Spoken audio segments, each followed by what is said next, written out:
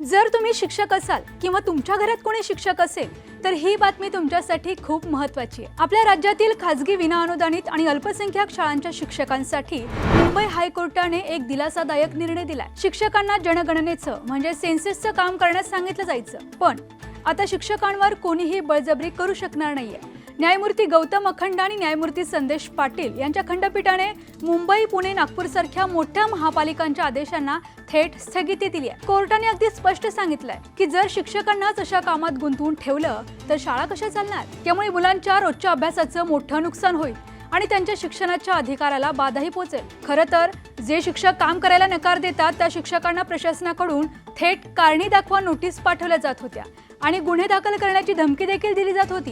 पण आता कोर्टाने या सगळ्या प्रकाराला चांगला चाप लावलाय। पण खऱ्या शिक्षकांना अशा अवांतर सरकारी कामांना जुंपणं हे कितपत योग्य आहे? तुम्हाला यावर काय वाटतं? तुमचं मत कमेंट करून नक्कीच सांगा।